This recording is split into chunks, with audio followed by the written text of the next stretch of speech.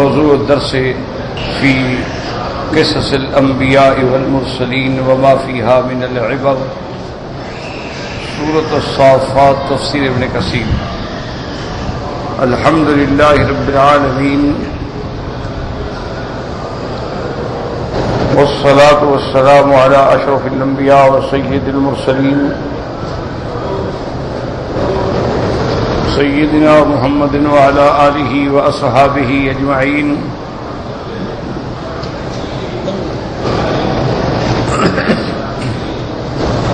اللہم صل علی سیدنا محمد وعلى آل سیدنا محمد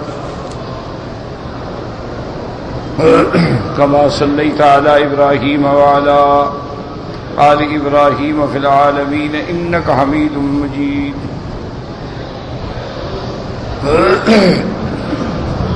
اعوذ باللہ من الشیطان الرجیم، بسم اللہ الرحمن الرحیم۔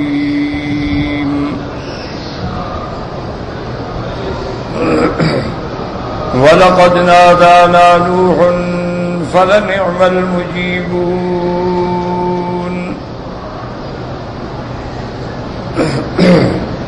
وَنَجَّيْنَاهُ وَأَهْلَهُ مِنَ الْكَرْبِ الْعَظِيمِ وَجَعَلْنَا ذُرِّيَّتَهُ هُمُ الْبَاقِينَ وَتَرَكْنَا عَلَيْهِ فِي الْآخِرِينَ سلام على نوح في العالمين إنا كذلك نجزي المحسنين إنه من عبادنا المؤمنين ثم أغرقنا الآخرين۔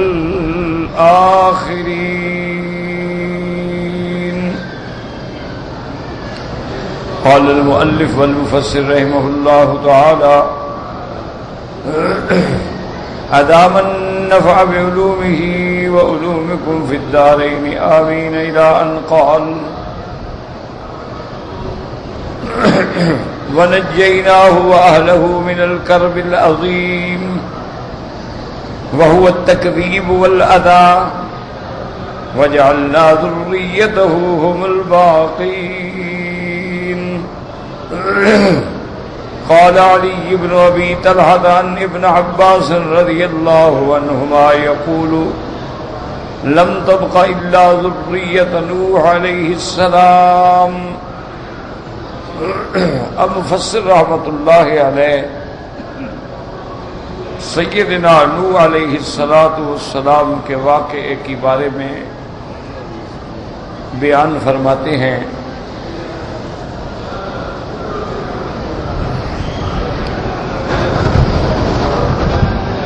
کہ نوح علیہ السلام نے جب اپنے اللہ کو پکارا، اللہ تبارک و تعالی نے حضرت نوح علیہ السلام کی دعا کو قبول فرمایا، اور نوح علیہ السلام اور اس اہل کو اس شدت کی تکذیب سے، اذا سے، پریشانی سے، مشکلات سے نجات دی۔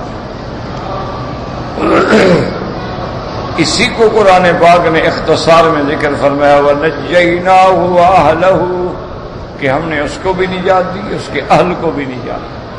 مِنَ الْكَرْبِ الْعَظِيمِ، کرب کہتے ہیں مصیبت، تو سب سے بڑی مصیبت جو تھی وہ تو تکذیب تھی نا، کہ انبیاء کی تکذیب کی جائے، استہزاء کیا جائے، انبیاء کی شان میں توہین کی جائے، گستاخی کی جائے۔ اللہ نے آپ کو اور اہل کو نجات دی۔ لیکن یاد رکھیں کہ اہل سے مراد وہ لوگ ہیں جو حضرت نوح علیہ السلام پر ایمان لے آئے۔ اگر کوئی خاندانی اعتبار سے اہل میں شامل ہے لیکن ایمان نہ لائے تو وہ شرعاً اہل میں شامل نہیں ہوتا۔ سیدنا نوح علیہ السلام کے ایک بیٹے کا ذکر باقاعدہ قرآن میں بڑی تفصیل سے موجود ہے۔ اللہ نے قرآن میں تو نام نہیں لیا، چونکہ میں نے کئی دفعہ عرض کیا ہے کہ یہ سنت اللہ ہے، اللہ ناموں سے بحث نہیں کرتے، کیا نام تھا، کیا نسب تھا، کیا حسب تھا، کیا قوم، ضرورت ہی نہیں، مقصد تو اس قصے کو بیان کرنا ہے۔ تو جس چیز کی ضرورت نہ ہو وہاں قدرت اپنے قرآن پاک میں بحث نہیں فرماتی۔ اس لیے مفسرین کرام کا یہ اصول ہے کہ ابہموہ کما ابہمہ اللہ، جن چیزوں کو اللہ نے مبہم رکھا ہے تم بھی بحث میں نہ پڑو۔ اللہ نے قرآن میں اتنا فرمایا ہے کہ نوح علیہ السلام جب کشتی میں سوار ہو گئے تو ان کا ایک بیٹا تھا جو سوار نہیں ہوا، تو سیدنا نوح علیہ السلام نے بیٹے کو بلایا، دعوت دی، پکارا کہ یا بنی ارکب معنا، بیٹے ہمارے ساتھ آ جاؤ، ہم پر ایمان بھی لے آؤ، ہماری کشتی میں لا تکن مع الکافرین، کافرین کی صحبت میں نہ رہو۔ لیکن قرآن نام نہیں لیتا کہ نام کیا تھا۔ وہ بعد میں مفسرین نے لکھا ہے کہ اس کا نام کنعان تھا، لیکن جب اللہ نام نہیں لیتا ہے تو بحث کرنے کی ہمیں ضرورت کیا ہے؟ اور نام نہ لینے میں حکمتیں ہوتی ہیں، بات کو سمجھا کریں۔ جہاں اللہ نے نام لیا ہے وہاں بھی حکمت ہے۔ اب دیکھیں بی بی مریم کا اللہ نے نام لیا، بلکہ قرآن کی ایک سورت کا نام بھی سورت مریم ہو گیا۔ اچھا، اور عیسیٰ ابن مریم، عیسیٰ ابن مریم، عیسیٰ ابن مریم کے ضمن میں تو کئی دفعہ بی بی مریم کا نام آیا، اور بطور خاص بھی آیا کہ وَاذْكُرْ فِي الْكِتَابِ مریم۔ تو اللہ نے بی بی مریم کا نام لیا ہے، لیکن بی بی خدیجہ کا نام نہیں لیا، امرأۃ فرعون کا نام نہیں لیا، موسیٰ علیہ السلام کی اماں کا نام نہیں لیا، امرأۃ عمران کا نام نہیں لیا، امرأۃ العزیز کا نام نہیں لیا، امرأۃ نوح وامرأۃ لوط کا نام نہیں لیا، بی بی عائشہ کا نام قرآن نے نہیں لیا۔ تو اللہ کی حکمتیں ہیں، وہاں نام لینا ضروری تھا، کیونکہ عیسیٰ علیہ السلام کو اللہ نے بغیر باپ کے پیدا کیا تھا، یعنی آپ کی والدہ تو ہے لیکن والد نہیں ہے، تو جب والدہ ہے والد نہیں تو بڑا اہم مسئلہ ہے کہ بغیر باپ کے بچہ پیدا ہو جائے، تو یہ تو اللہ کی نشانیوں میں سے نشانی ہے۔ تو اب ان کو جب آپ نسبت کریں گے تو کس سے کریں گے؟ ماں سے نسبت کریں گے، باپ تو ہے نہیں نا۔ تو اس لیے وہاں نام لینا ضروری تھا، تو اللہ نے نام لیا عیسیٰ ابن مریم، وَاذْكُرْ فِي الْكِتَابِ مریم۔ جہاں بی خدیجہ ہے، ازواج النبی ہیں، بنات النبی ہیں، نام نہیں لیا، اشارہ کیا کہ نام پر بھی عورت کے پردہ ہے، جیسے اس کے جسم پہ پردہ ہے، اس کے اسم پہ پردہ ہے، نام پہ بھی پردہ ہے کہ نام نہ لیا جائے اجنبی کے سامنے۔ ہاں مجبوری ہے، جیسے محدثین نے روایات لی ہیں، حدیثیں لی ہیں، مجبور ہیں کہ کیا پتہ لگے گا کہ یہ روایت کس سے ہے، تو مجبور ہے کہ انا عائشہ رضی اللہ تعالی عنہ۔ کیوں؟ ورنہ تو سند کے اندر یعنی روایت ہوگی لیکن نام نہیں ہوگا۔ تو وہاں بھی وہ مجبوری ہے کہ اسناد کا اتصال جو ہوتا ہے وہ بڑا ضروری ہوتا ہے کہ سند متصل ہے، مرسل ہے، منقطع ہے، اور روایت جو ہے وہ بالتحدیث ہے، بالاخبار ہے، بالعنعنہ ہے، ورنہ اللہ نام نہیں لیتے ہیں۔ اور کسی جگہ اس لیے بھی نام نہیں لیا کہ اللہ نے پردہ رکھنا تھا کہ عزیز کی بیوی سے غلطیاں تو بڑی ہوئیں کہ پیغمبر پہ ہاتھ ڈالا، لیکن پیغمبر نے اس کے گھر میں پرورش بھی تو پائی ہے نا، پیغمبر نے اس کے گھر میں رہائش بھی تو رکھی، کھانا بھی تو کھایا، بچپن سے جوانی تک کے مراحل بھی تو ان کے محل میں طے ہوئے۔ تو ایک پردہ بھی رکھا کہ نام لے کر اس کی پردہ دری کرنے کی کیا ضرورت. اسی لیے سیدنا یوسف علیہ السلام نے بھی نام نہیں لیا. جب والدین آ گئے اور حضرت یوسف سے ملاقات ہو گئی، یوسف علیہ السلام اب مصر کے بادشاہ بن گئے، والدین پہنچ گئے، بھائی پہنچ گئے، سب مل گئے. اب جب اکٹھے بیٹھے تو اس احوال کا ذکر کرنا تھا، بھئی آپ پہ کیا گزری. تو حضرت یوسف علیہ السلام نے عرض کیا کہ ابا جان، یا ابت ھذا تعبیر رؤیایا من قبل، یہ وہ میرا خواب ہے جس کی آج تعبیر آئی ہے. وہ جو میں نے خواب عرض کیا تھا نا، آج وہ خواب سچا ہو گیا. قد جعلھا ربی حقا، اور اللہ نے میرے خواب کو سچا کر دکھلایا. اور اس کے بعد حضرت یوسف علیہ السلام شروع کرتے ہیں کہ اخرجنی من السجن وجاء بکم من البدو، کہ اللہ کا کتنا بڑا کرم ہے، مجھے جیل سے نکالا، آپ کو دیہات سے نکالا، ہمیں ملا بھی دیا. تو اب حالانکہ قصہ یہاں سے تو شروع نہیں ہوتا تھا نا، قصہ تو شروع ہوتا تھا کہ حضرت یوسف علیہ السلام کہتے ہیں ابا جان مجھے بھائی لے گئے، مجھے کنویں میں ڈال دیا، مجھے راستے میں مارتے رہے، میرا قمیص بھی اتار کے لے گئے، مجھے پھر جناب دوسرے دن چند کھوٹے دراہم کے عوض میں بیچ بھی دیا، میں غلام بن گیا، میں بکتا. وہاں سے قصہ شروع کرتے، لیکن شان کریم کے خلاف تھا، شان کرم کے خلاف تھا. حضرت یوسف علیہ السلام معافی دے چکے تھے اور بھائیوں کو کہہ چکے تھے کہ لا تثریب علیکم اليوم، آج کے بعد میں تم پر کوئی تانا بھی نہیں دوں گا. تو اگر ابتدا سے قصہ شروع کرتے تو بھائیوں پر تانا تو آتا نا کہ ان بھائیوں نے یہ کیا ہے. کہ صحیح ذکر ہی نہیں کیا، بس ختم ہو گئی بات. اچھا اب آگے ذکر کرتے کہ ابا جان میں تو بڑی مصیبت میں آ گیا، مجھے امراۃ العزیز نے گھر میں رکھا، میں ان کا مملوک تھا، میری جانی تھی، اور پھر اس نے میری عزت و عصمت پہ ہاتھ ڈالا، اللہ نے مجھے بچایا لیکن بے گناہ مجھے جیل میں بھیج دیا. یہ بھی نہیں کہا اخرجنی من السجن، کہ اللہ کا بڑا شکر ہے جب اس نے مجھے جیل سے نکالا. نکالنے سے شروع کیا، بھیجنے سے شروع نہیں کیا کہ جس کے گھر میں کھانا کھاتا رہوں اب اس کو تانا دوں کہ نہا کے جیل میں بھیجا تھا. بس بھیج دیا، غلطی تھی، ہو گئی، معاف کر دی، بات ختم ہو گئی. تو شان ہوتا ہے کریم کا. اس لیے کبھی اللہ پردہ بھی رکھتے ہیں، نام نہیں لیتے کہ امرأۃ لوط کافرہ ہے، لوط کی بیوی کافرہ ہے، لیکن قرآن نام نہیں لیتے. وامرأة نوح وامرأة لوط كانتا تحت عبدين صالحين فخانتاهما، خیانت کی، نام نہیں لیا بس. تو اس لیے ہمیشہ یاد رکھیں کہ یہاں بھی اللہ نے نام نہیں لیا. یا بنی ارکب معنا ولا تکن مع الکافرین، یا بنیا میرے بیٹے، بس. لیکن اللہ تبارک و تعالی نے دعا بھی منظور نہ کی، بیٹا بھی غرق ہو گیا.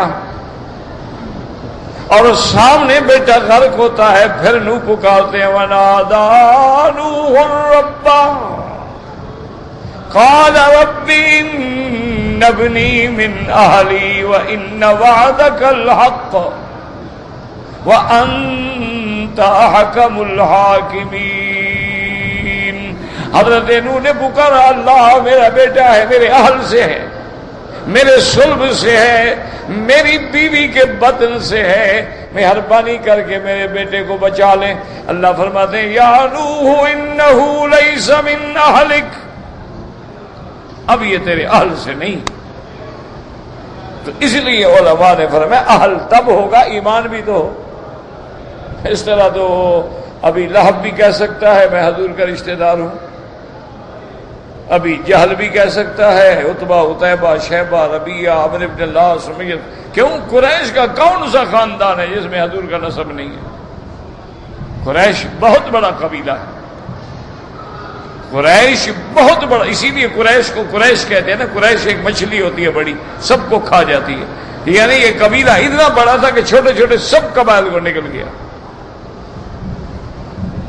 اتنا بڑا قبیلہ ہے. اس میں پھر اس کی شاخیں ہیں، یہ بنو ہاشمی ہیں، یہ مطلبی ہیں، یہ فلان ہیں، یہ بنو وائل ہیں، یہ بنو کلاب ہیں. تو یہ اس کی بطن ہے. آگے قبیلہ تو ایک ہے نا اوپر، تو سب کہہ سکتے تھے، لیکن نہیں، رشتہ تب ہے جب ایمان ہو. ایمان نہیں، رشتہ ختم. اسی لیے مومن کا رشتہ دار مومن ہے. بعضهم اولیاء بعض، انما المؤمنون اخوۃ. مومن مومن کا بھائی ہے، کافر سے کیا رشتہ. اس لیے یاد رکھیں وَنَجَّيْنَاهُ وَأَهْلَهُ، اہل سے وہ مراد ہیں جو نوح پر ایمان لے آئے. جو ایمان نہیں لے آئے ان کو نجات نہیں ملی. وَنَجَّيْنَاهُ وَأَهْلَهُ مِنَ الْكَرْبِ الْعَظِيمِ وَجَعَلْنَا ذُرِّيَّتَهُ هُمُ الْبَاقِينَ. اب یاد رکھیں اس میں علماء نے بڑی بڑی قصے ذکر کیے ہیں کہ طوفان نوح جو ہے یہ ساری دنیا میں آیا یا صرف جزیرہ عرب میں آیا ہے.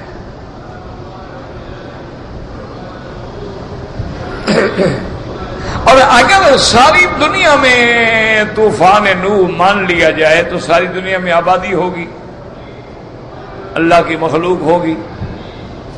تو ان کے پاس پھر ڈرانے والا نبی کون گیا؟ کیا نوح علیہ السلام کی ان کو دعوت پہنچی یا نوح علیہ السلام کی ان کو دعوت نہیں پہنچی؟ اور اگر نوح علیہ السلام کی دعوت نہیں پہنچی اور پیغمبر نہیں پہنچا، دعوت توحید نہیں آئی، تو اللہ کا تو فیصلہ ہے کہ اللہ تو اس وقت تک عذاب نہیں دیتے جب تک اپنا پیغمبر نہ بھیجیں. وَمَا كُنَّا مُعَذِّبِينَ حَتَّى نَبْعَثَ رَسُولًا. اس لیے ان باریکیوں میں بلا وجہ الجھنے کے بعد آدمی اور زیادہ الجھ جاتا ہے اور پھر دشمنوں کو بلا وجہ موقع دیتا ہے اللہ کے قرآن کے خلاف بات کرنے.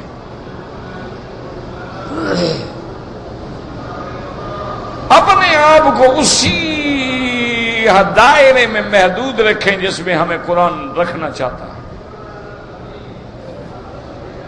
بھئی حضرت نوح علیہ السلام کے علاوہ جو کشتی میں تھے اللہ نے سب کو غرق کر دیا، تو معنی یہ ہے کہ جو نوح علیہ السلام کے ساتھ تھے.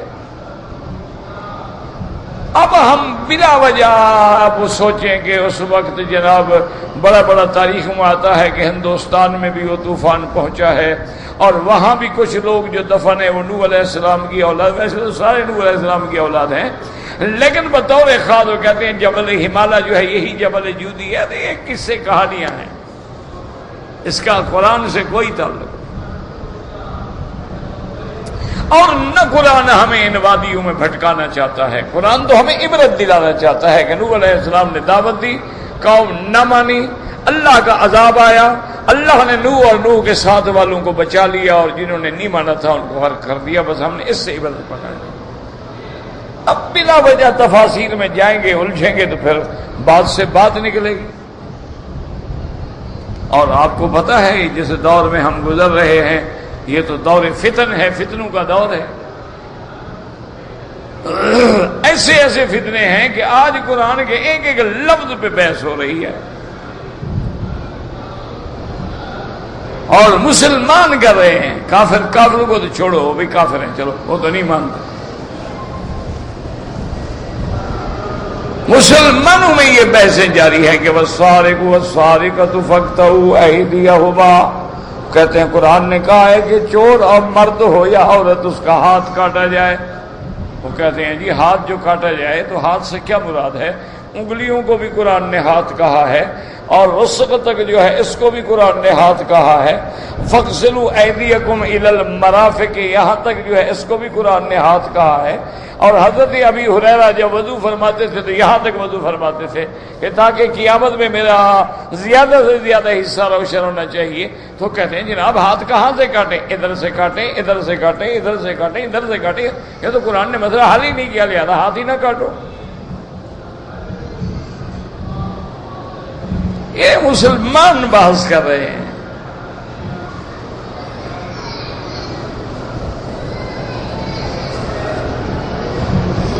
حالانکہ اس سارے جھگڑے میں پڑنے کی وجہ کیا بنی؟ وجہ یہ بنی کہ حضور پر ایمان نہیں، حضور کی حدیث مبارک پر ایمان نہیں.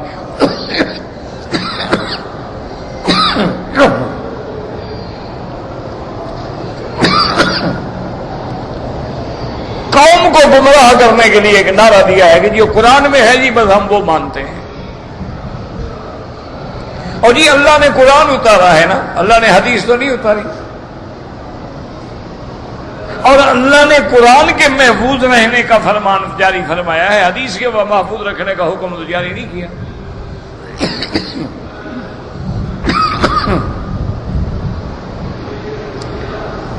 لا حول ولا قوة الا بالله، لا حول ولا قوة الا بالله. کہیں دور سے جاتے ہو پانی بھرنے کے لیے، یار جلدی کرو، رکھو بس، ختم کرو، کیا تماشا بنا کے بیٹھے ہوئے ہو. سارے ایک سے ایک صوفی ٹکرا ہے ماشاءاللہ. یہ نادا گر گیا سجدے میں جب وقت قیام آیا. چائے بھرنے کے لیے اس کو 1 گھنٹہ چاہیے. لا حول ولا قوت الا باللہ. یاد رکھو کہ اگر حدیث رسول اللہ پہ ایمان نہیں ہے تو قرآن پر بھی ایمان نہیں ہے. کیونکہ اللہ نے قرآن میں فرمایا ہے کہ میرے نبی کی اطاعت میری اطاعت ہے. اللہ نے قرآن میں فرمایا ہے کہ میرا نبی اپنی طرف سے کوئی بات نہیں فرماتے، میرا وحی ہوتی ہے. تو اگر حضور پہ ایمان ہوتا تو ان جھگڑوں میں پڑنے کی کیا ضرورت تھی؟ جناب انگلیاں ہیں، رسغ ہے، مرفق ہے. حضور نے یہاں سے ہاتھ کاٹنے کا حکم دیا، بات ختم ہو، جھگڑا ہی ختم ہو گیا. بحث میں پڑھنے کی ضرورت کیا ہے؟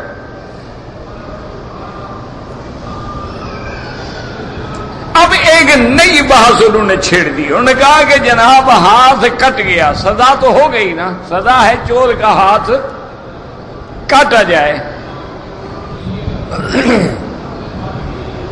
وہ ایک بڑی اچھی بات تھی. ایک بہت بڑے بیرسٹر ہیں، عالمی عدالتوں میں پیش ہونے والے ہیں. اس نے ایک دفعہ بڑا اچھا جملہ کہا. اس نے کہا مکی صاحب، آپ لوگوں کے ملک جو ہے نا، ہم پاکستان ہے، ہندوستان ہے، بنگلہ دیش، انہوں نے کہا کہ وہاں فیصلے ہوتے ہیں، انصاف نہیں ہوتا. فیصلہ بڑا اچھا لکھتے ہیں جج، 100 صفحے کا فیصلہ. وہ کہتے ہیں انصاف سے تو ہمیں کوئی غلط نہیں ہے. جو پٹیشن ہمارے سامنے آئی ہے اس میں ٹیکنیکلی طور پر کوئی غلطی تو نہیں رہ گئی، ہمیں نہیں پتا حق کس کا ہے، تو انصاف تو ہوتا ہی نہیں. انہوں نے کہا وہاں تو فیصلے لکھے جاتے ہیں، انصاف تھوڑا ہوتا ہے. انہوں نے کہا انہوں نے تو یہ دیکھنا ہوتا ہے کہ جی ہائی کورٹ نے ایک فیصلہ کیا، اس میں کوئی ٹیکنیکل کسی قسم کی کمی تو نہیں رہ گئی، کوئی ایسا پوائنٹ تو نہیں رہ گیا جس میں ہائی کورٹ کے جج نے نظر نہ ڈالی ہو، اس پہ بحث کر لیتے ہیں. وہ یہ نہیں دیکھیں گے حق کس کا ہے.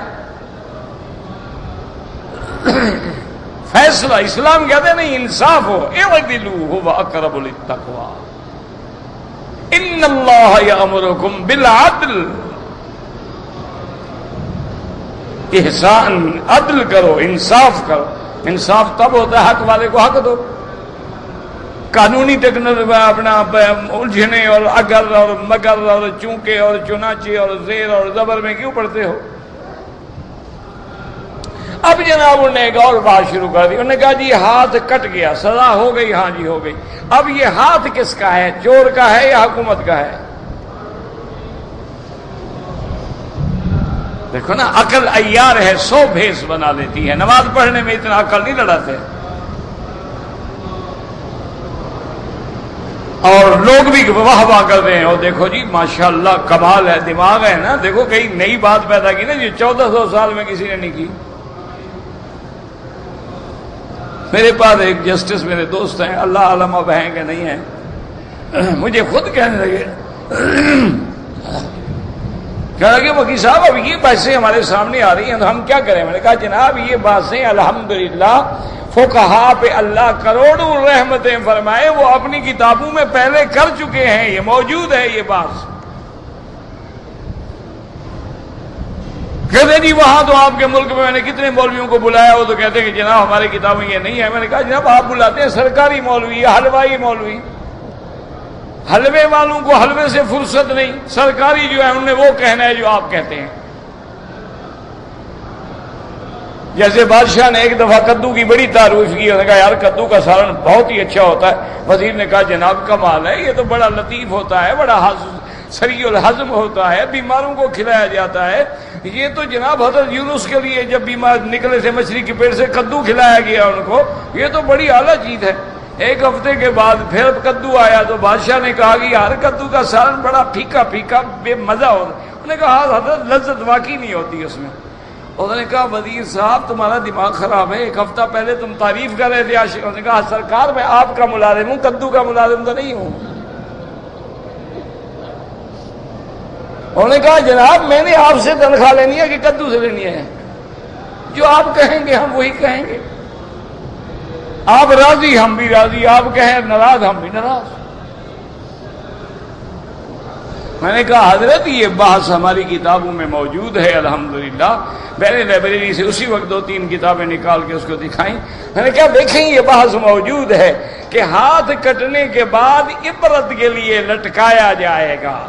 تو اس کا مطلب یہ ہے کہ یہ چور کا نہیں ہے کہ وہ لے کے جا کے جلدی جلدی پلاسٹک سرجری کروا لے، لٹکا رہے، ختم ہو جائے، اب جڑنے کے قابل ہی نہ رہے۔ تو یہ تو کتاب موجود ہے باقاعدہ۔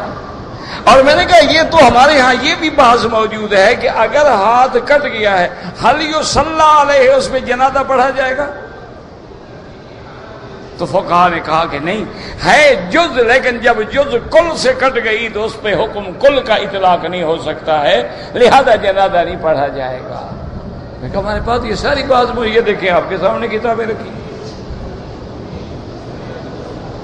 تو کہنے کا مقصد یہ تھا کہ ہمارے ہاں بحث ہی ہے اور قانونی موشگافیاں ہیں، اور ایسا انگریز نے ہمیں ایسی پٹڑی پہ کھڑا کیا ہے، ملک اسلام کا ہے، سننے والے مسلمان ہیں اور بات کرنے والے مسلمان ہیں، لیکن پٹیشن ہے اور اس پہ جو آرگومنٹ ہونے ہیں وہ سب انگریزی زبان میں ہوں گے، یعنی زبان انگریز کی ہو۔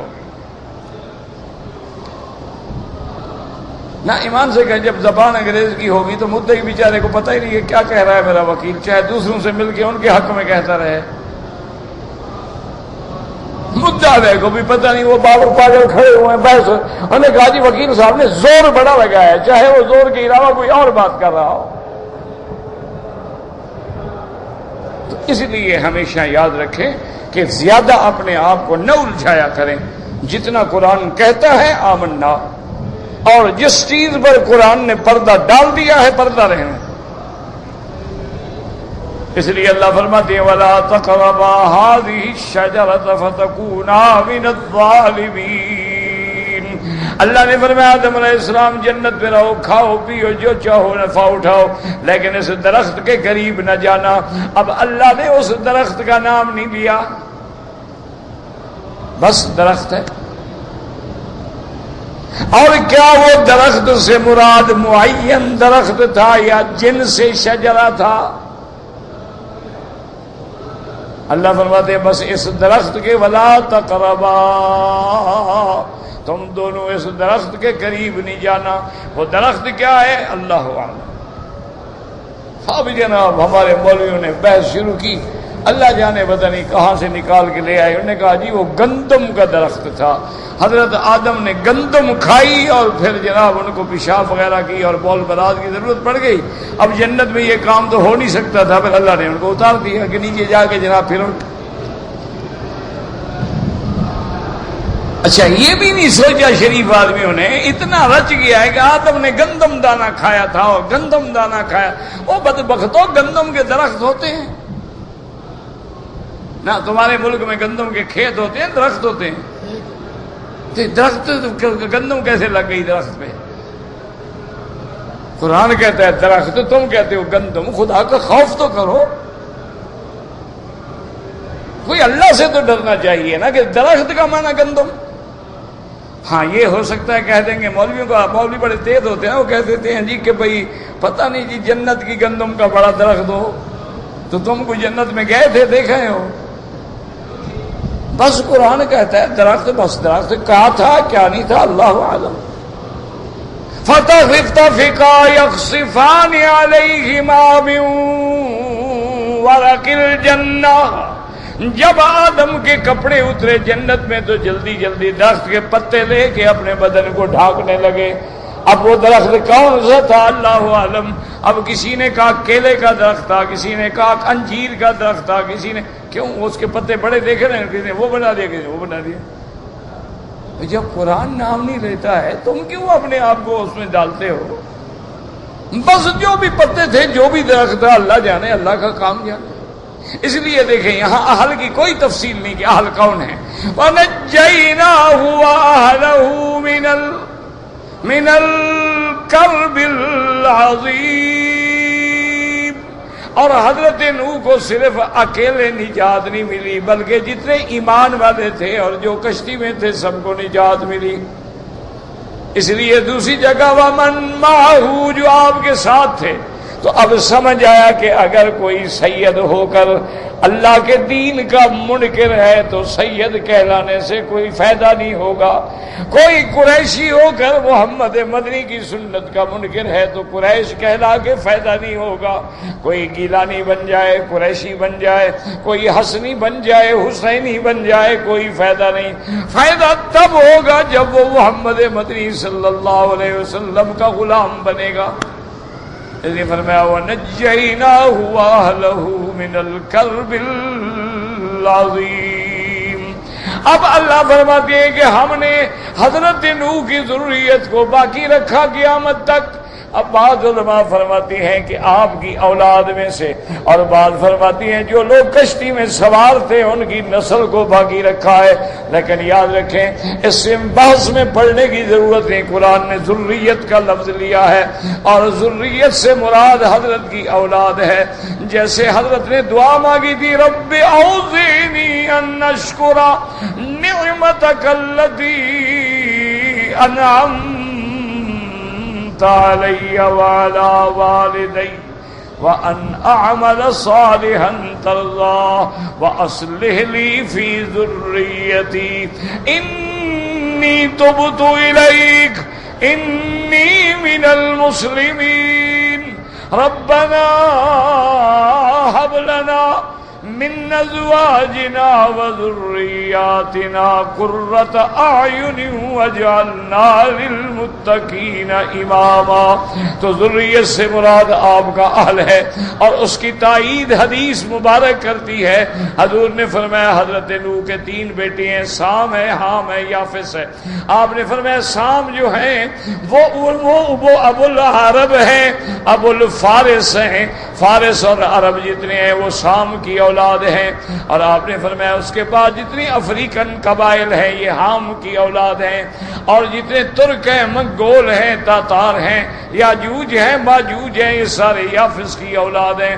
تو جب حدیث میں تفسیر آ گئی تو ادھر ادھر جانے کی ضرورت ہی باقی نہیں رہتی۔ ویسے ذریت کا اطلاق سب پر بھی ہو سکتا ہے، جیسے اللہ نے فرمایا تھا حضرت ابراہیم کو انی جاعلک للناس اماما قال ومن ذریتی قال لا ینال احد الظالمین۔ اللہ نے فرمایا ابراہیم ہم نے آپ کو مقام امامت دیا ہے، مقام نبوت دیا ہے، آپ کو ابو الانبیاء بنایا ہے۔ اب آپ کی نسل میں نبوت ہوگی۔ بنو اسرائیل ہیں تب بھی اولاد حضرت ابراہیم ہیں، اور بنو اسماعیل ہیں تب بھی اولاد حضرت ابراہیم ہیں۔ یہ بنو اسرائیل کون ہے؟ حضرت اسحاق کا بیٹا حضرت یعقوب ہے۔ حضرت یعقوب کا نام جو ہے وہ اسرائیل ہے۔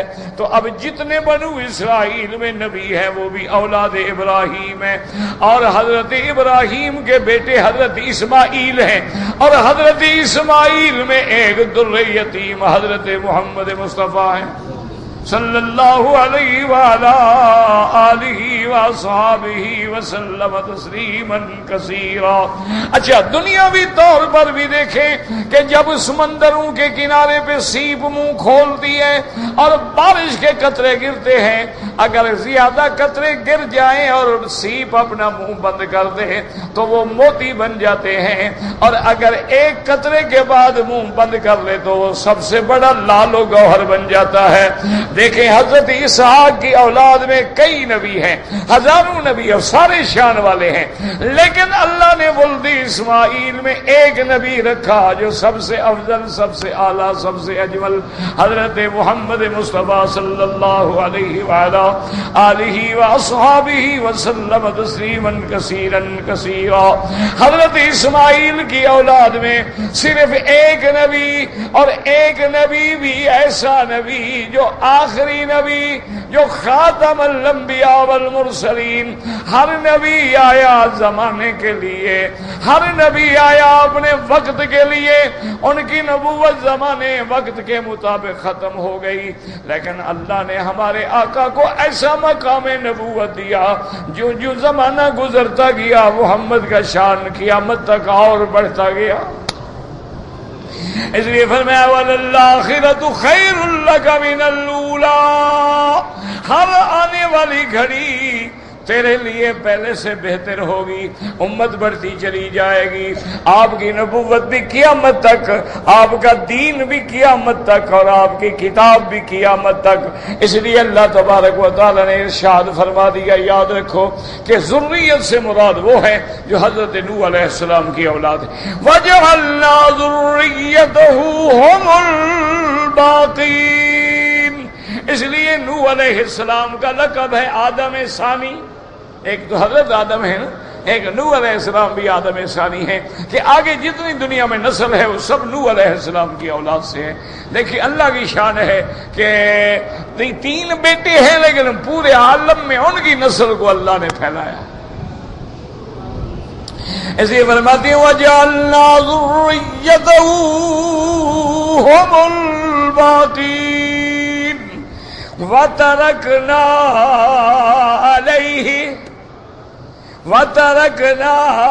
عَلَيْهِ فِي الْآخِرِينَ، اور اللہ نے فرمایا نو تیرے ذکر کو ہم نے آخرین میں بھی زندہ چھوڑا ہے، کہ تیرا ذکر ہمیشہ ہو رہا ہے اور ہر مسلک و ملت تیرا ذکر کر رہا ہے، حتیٰ کہ علماء نے لکھا یہود و نصارہ بھی حضرت نوح کو مانتے ہیں۔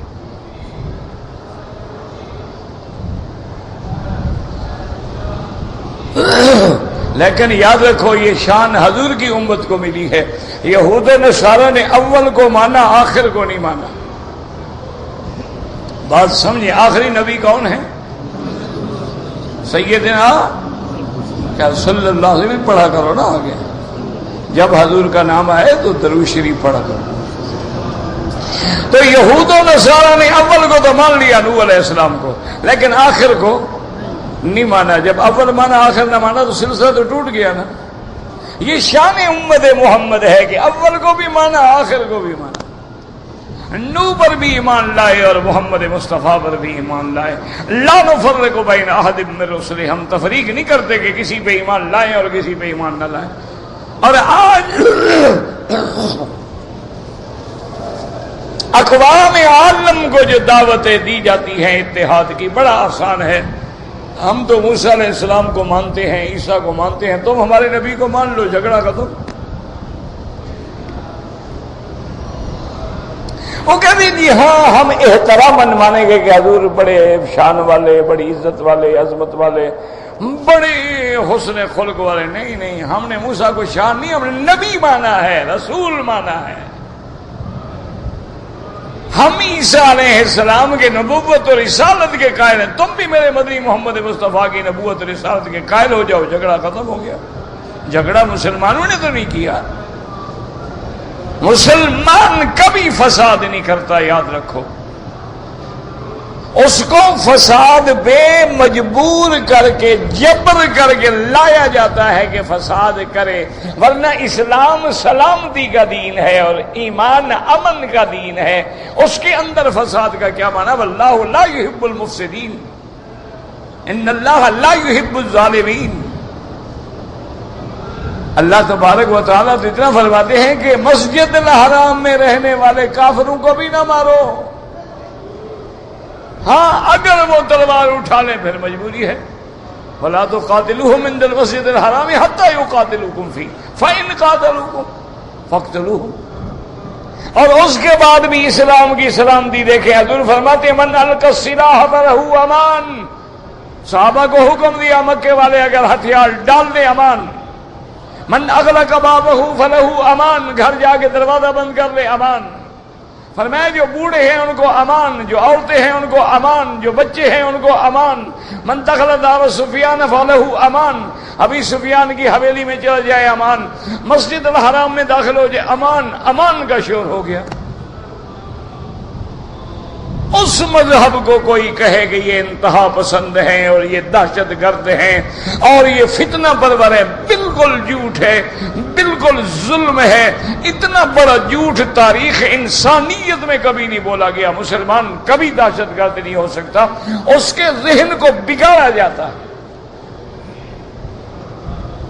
دیکھو اصولی بات, اس کی چھوٹی بات, ہم اکٹھے بیٹھے ہیں.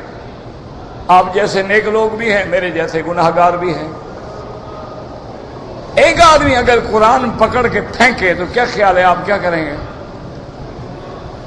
کمزور سے کمزور ایمان والا آدمی بھی اٹھ کے مارے گا اس کے منہ پہ ایک تھپڑ. تو اب دہشت پھیلانے والا وہ ہے جس نے قرآن پھینکا ہے, جس نے تھپڑ مارا ہے.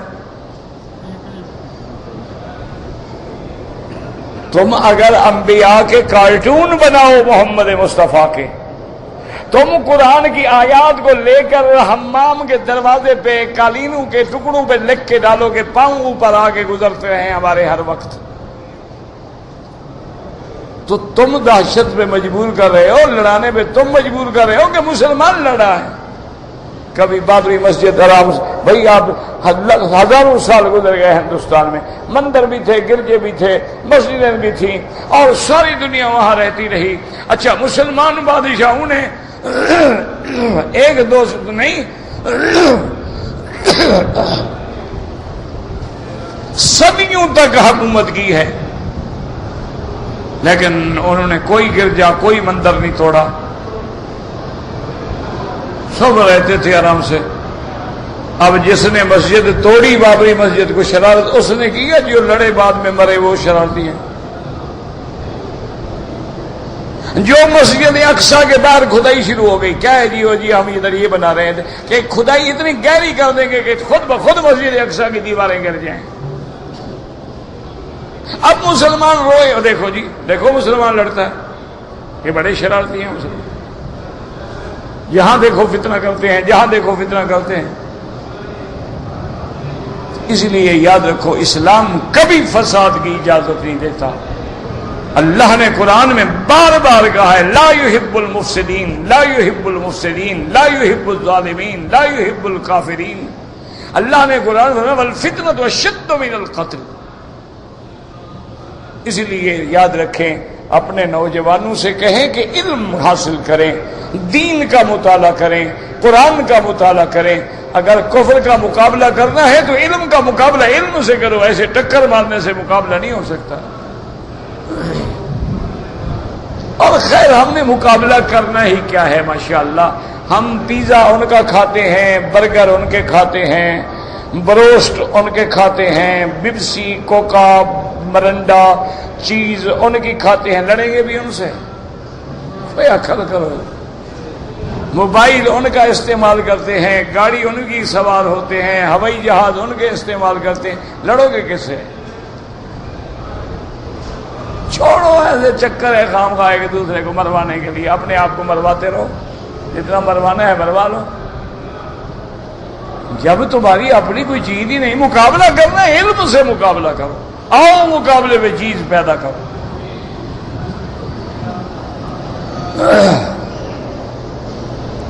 اس لیے قرآن کہتے ہیں کہ ہم نے قیامت تک سلام سلام علی نوح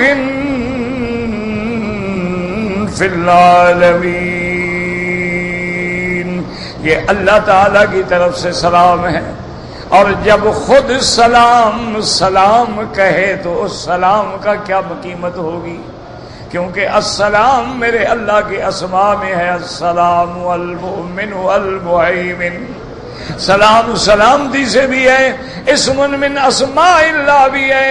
سلام علی نوح فی العالمین. اور آگے حرف جار ہے، حرف فی ہے کہ عالمین انس و جن میں ہم نے نوح پہ سلام بھیجنا جو ہے سرایت کر دیا ہے.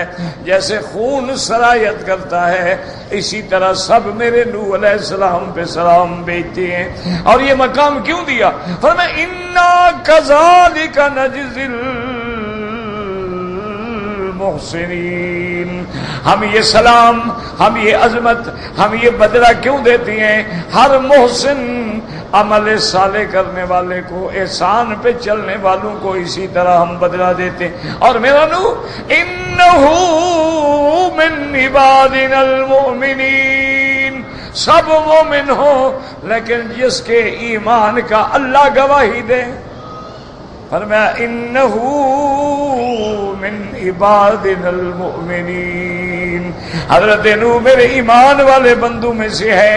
اور میرا اللہ کیا شان ہے میرے مدنی کے صحابہ کی، یہاں جو پیغمبر کے لیے آپ نے گواہی دی ہے وہاں اللہ فرماتے ہیں محمد مصطفیٰ تیرے صحابہ کا بھی میں گواہ ہوں. اولئک هم المؤمنون حقا، یہ پکے مومن ہیں. صحیح ایمان والے اگر ہیں تو اصحاب محمد مصطفیٰ ہیں. اس لیے فرماتے ہیں ثم اغرقنا الآخرین، اور اس کے بعد جتنے باقی تھے، جتنے منکرین تھے، مکذبین تھے، مستہزئین تھے، ان سب کو ہم نے غرق کر دیا. اللہ تبارک و تعالی نے ان کو طوفان نوح میں غرق کر دیا. اور خدا کی شان دیکھیں، طوفان اس کے حکم سے آیا. اور جب سب دشمن غرق ہو گئے، نوح علیہ السلام کی کشتی جودی پہ لگ گئی. اللہ نے دریاؤں کو بھی حکم دیا، زمینوں کو بھی حکم دیا، آسمانوں کو بھی حکم دیا، یا ارض ابلعی ماءک ویا سماء اقلعی. اللہ نے حکم دیا آسمان بس برسنا بند کر دو، زمین پانی اب نکل جاؤ نیچے. اور کشتی جودی پہ پہنچ گئی. حضرت نوح علیہ السلام اللہ نے حکم دیا یا نوح اہبط بسلام منا. اب پھر اللہ نے سلام فرمایا نوح علیہ السلام کہ میرے حکم اور میری طرف سے سلامتی کے ساتھ اترو زمین پر. اللہ پاک ہمیں بھی سلامتی نصیب فرما دے، ظاہری باطنی بیماریوں سے بچا لے.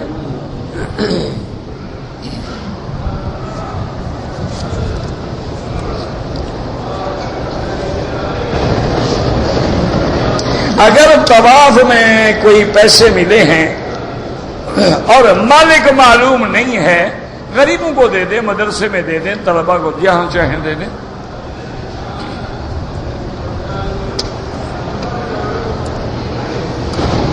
اور تم خود غریب مسکین ہو تو پھر خود بھی کھا لو. وہ ایک آدمی پہ کفارہ آ گیا نا، حضور صلی اللہ علیہ وسلم صحابی سے کہا کہ بھئی ایک غلام آزاد کرو. اس نے کہا یا رسول اللہ غلام کہاں سے غلام آزاد کرو، میرے پاس کوئی پیسہ ہے. آپ نے فرمایا اچھا ایسا کرو کہ تم روزے رکھ لو 2 مہینے کے. انہوں نے کہا رسول اللہ میں 1 مہینے کے لیے رکھ سکا تو کہ کیسے رکھوں گا، یہ غلطی جو کل بیٹھا روزے میں تو کی ہے نا، تو میں 2 مہینے کیسے. آپ نے اچھا 60 مسکینوں کو کھانا کھلاؤ. آپ نے صحابی نے کہا حضور میرے گھر میں تو اپنا کھانا نہیں ہے تو 60 مسکینوں کو کہاں سے کھانا کھلاؤں. کچھ دیر گزری تو کسی آدمی نے حضور کو ہدیہ بھیجا، بہت بڑی بڑی کیسیں کھجور کی اور کھانے کی بھری. حضرت نے وہ کہاں گیا غریب؟ آپ نے فرمایا وہ نے کہا رسول اللہ بیٹھا ہوں. آپ نے یہ لے جاؤ یہ 60 مسکینوں کو کھلا دو. انہوں نے کہا رسول اللہ پورے مدینے میں مجھ سے بڑا مسکین کوئی نہیں. آپ نے فرمایا جاؤ تم کھاؤ بس. انہوں نے کہا یا رسول اللہ پورے مدینے میں ابھی افقر منی، مجھ سے بڑا محتاج غریب بھی ہے ہی نہیں پورے مدینے میں، کس کو جا کے دوں. انہوں نے کہا تم کھاؤ جاؤ بس.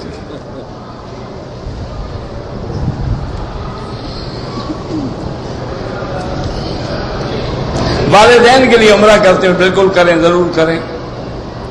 بہرحال یہ یاد رکھو کہ مکے میں رہتے ہوئے طواف جو ہے یہ افضل عبادت ہے نافلہ، حتیٰ کہ مسجد عائشہ کے عمرے سے بھی افضل ہے، لیکن معنی یہ ہے کہ جتنا وقت عمرے میں لگاتے اتنا طواف میں لگاؤ۔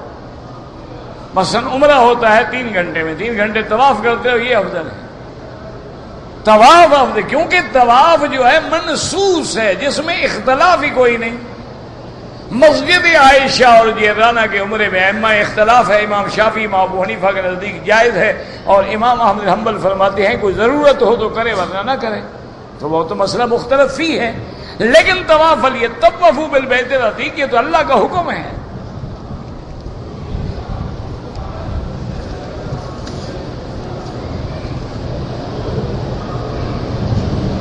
اگر طواف کے نفل عشاء کی نماز کی وتر سے پہلے پڑھ لیں، جب بھی پڑھ لیں سب جائز ہے۔ اگر احرام کی حالت میں کوئی سگریٹ پیے تو ڈبل حرام ہے، عمرہ تو نہیں ٹوٹتا ہے، ایک تو سگریٹ حرام، پھر احرام کی وجہ سے ڈبل حرام، کہ نبی کو خوشبو پسند ہے تم احرام میں بھی بدبو لے کے آ رہے ہو۔ وہ گھنٹے 2 گھنٹے میں کوئی نہیں مر جاتا، صبر کر لیا کرو، خیر میں رہے۔ سرکار دو عالم صلی اللہ علیہ وسلم نے عقیق کا پتھر یا فیروزہ کا پتھر انگوٹھی میں پہنا ہے؟ بالکل نہیں۔ آپ کی انگوٹھی جو تھی وہ گویا مہر بھی وہی تھی، انگوٹھی بھی وہی تھی، کان نقشہ محمد الرسول اللہ، وہی انگوٹھی پہ مہر لگائی جاتی تھی۔ ایک جگہ آتا ہے فصہ حبشی، کہ آپ کا جو نگ تھا وہ حبشی تھا، بعض علماء کہتے ہیں طرز حبشی تھی، ورنہ مہر وہی تھی، وہی مہر تھی، وہی انگوٹھی تھی، وہ لگاتے تھے۔ نہ عقیق تھا نہ فیروزہ تھا، اور ویسے کوئی بھی پتھر پہنے جائز ہے، لیکن اس کو نفع نقصان کا ذریعہ نہ سمجھے۔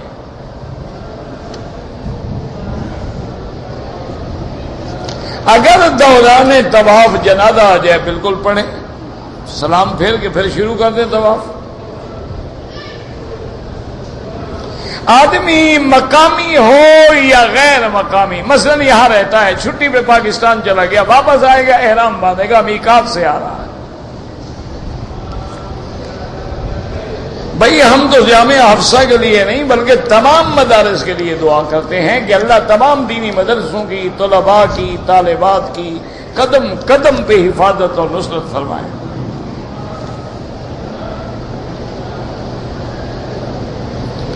فجر اور عصر کے بعد طواف کی نفل حنفی حضرات نہ پڑھیں، باقی کے نزدیک جائز ہے۔ اصل مسئلہ یاد رکھو، جو پڑھے اس سے جھگڑو نہیں، جو نہ پڑھے اس کے گلے میں رسی نہ ڈالو۔ ان کے پاس بھی حدیث ہے، ان کے پاس بھی حدیث ہے۔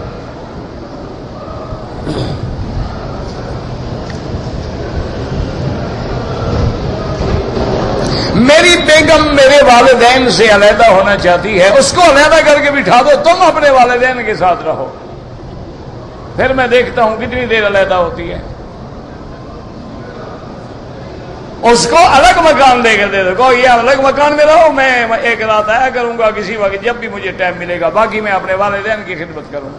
پھر رہتی ہے، رہنے دو اس کو، مرنے دو اس کو۔ تم والدین کو چھوڑ کے بیوی کے وفادار بنتے ہو، تمہیں بھی اولاد انشاءاللہ جنگل میں چھوڑے گی، فکر نہ کرو، لکھ کے ڈیری پہ رکھ لو۔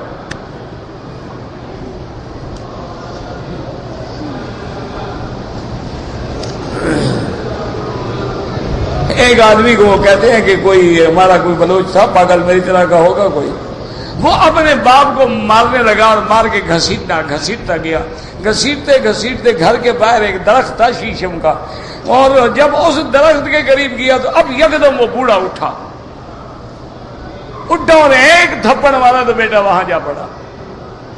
اور لوگوں نے کہا پہلے تمہیں مارتا رہا ہے، گھسیٹتا رہا ہے، تم چپ رہے، اب جب تمہیں جوش آ گیا، انہوں نے کہا میں نے اپنے باپ کو اسی درخت تک گھسیٹا تھا، اس لیے وہاں تک تو میں خاموش رہا کہ میں حق دے دوں اپنے باپ کا، اب آگے تو میں بلوچ آدمی برداشت نہیں کر سکتا تھا۔ تو جو کرو گے میرا بھائی فکر نہ کرو، تم بیگم کو خوش کرو، والدین کی وجہ سے جہنم ملے کچھ ملے کیا فکر ہے۔ اس کو کہو کہ جناب علیحدہ ہونا چاہتی، علیحدہ ہو جاؤ، الگ مکان دے کے دے دو، اس کو یہاں رہو، یہاں کھاؤ، یہاں پکاؤ، علیحدہ رہو تم۔ میری ماں باپ کی خدمت نہ کرو، لیکن میرے تو ماں باپ ہیں نا، میں نے تو کرنی ہے خدمت۔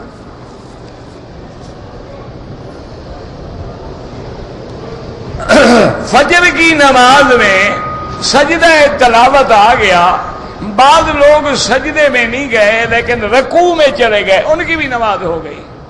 جو رکوع میں بھی نہیں گیا، سجدے میں بھی نہیں گیا، وہ دوبارہ نماز پڑھے۔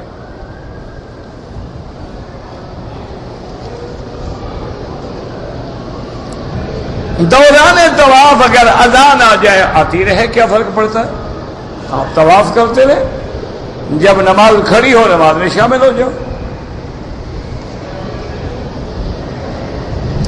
بے شک ہمیں اللہ سے مانگنا چاہیے، لیکن مدینے میں جا کر کیا کریں؟ مدینے والے نے کس سے مانگا؟ تو جس سے مدینے والے نے مانگا ہے وہاں بھی اسی سے مانگو۔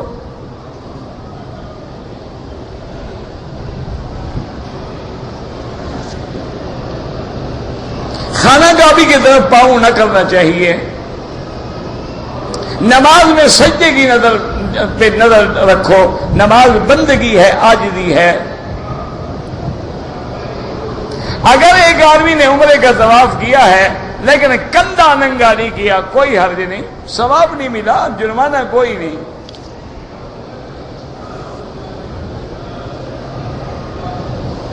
کون سے صحابہ تھے جو فش کے پیٹے میں تھے؟ صحابہ تو کوئی فش کے پیٹے میں نہیں تھا، پیغمبر تھا حضرت یونس علیہ السلام۔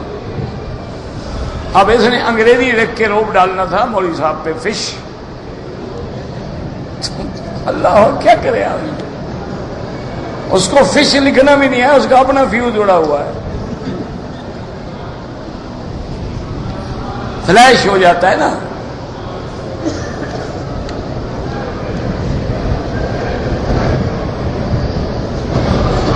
کہتے نہیں کہ ریڑیاں الگ کر دیں، ریڑیوں کے لیے بھی جگہ بن رہی ہے، وہ بڑے تم سے زیادہ فکر میں ہیں، لیکن ریڑی چلانے والوں کا فرض ہے کہ باہر باہر چلیں، لوگوں کو زخمی نہ کریں۔ ویسے انتظام ہو رہا ہے باقاعدہ، ریڑیاں الگ ہوں گی، چلنے والے الگ ہوں گے، سب انتظام ہو رہا ہے۔ اگر ہم نفل پڑھیں، عورت آگے سے گزر جائے، کچھ بھی نہیں ہوتا۔ بہرحال نماز فرض پڑھ رہے ہیں، عورت بھی فرض پڑھے، اب مرد کے آگے نہ ہو، آپ اپنی نماز پڑھ رہے ہیں، گزر گئی تو گزر گئی۔ عورت بار بار طواف کرے، جتنی مرضی آئے، نفلی عبادت ہے۔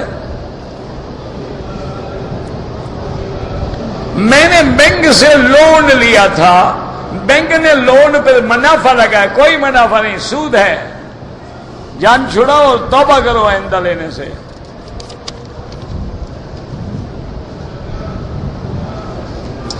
اس لڑکی نے میرے ستیلے بھائی کی بیوی کا دودھ پیا ہے، بھائی نے تو نہیں پیا نا جس سے رشتہ کرنا چاہتے ہو، اس نے نہیں پیا تو نہیں پیا، جنہوں نے پیا ہے اس کی اولاد بنیں گے وہ۔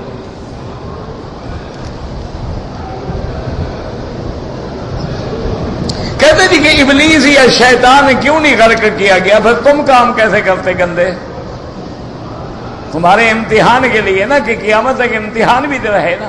اب کوئی کہے جی رات کیوں ہوتی ہے، دن نہیں رہے، یہ کوئی بات ہے؟ دن بھی ہوگا، رات بھی ہوگی، ابلیس بھی رہے گا، تاکہ اللہ ہمارا امتحان لیتے رہیں کہ ہم ابلیس کا کہنا مانتے ہیں کہ محمد مصطفیٰ کا کہنا مانتے ہیں۔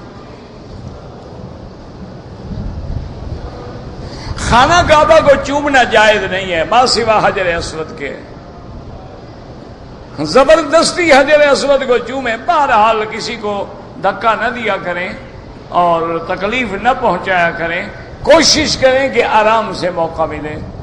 لیکن باہر صورت یہ صحابہ کے زمانے میں بھی ہو جاتا تھا، بعض صحابہ کہتے ہیں ہمارے کپڑے پھٹ جاتے تھے۔ ربنا تقبل منا انک انت السمیع العلیم وتب علینا انک انت التواب الرحیم۔ اللهم فرج هم المهمومين، نفس كرب المكروبين، وقض الدين عن المدينين، واشفنا واشف مرضانا ومرضى المسلمين۔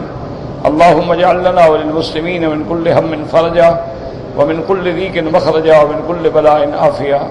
صلى الله تعالى على خير خلقه سيدنا محمد وعلى آله وصحبه أجمعين۔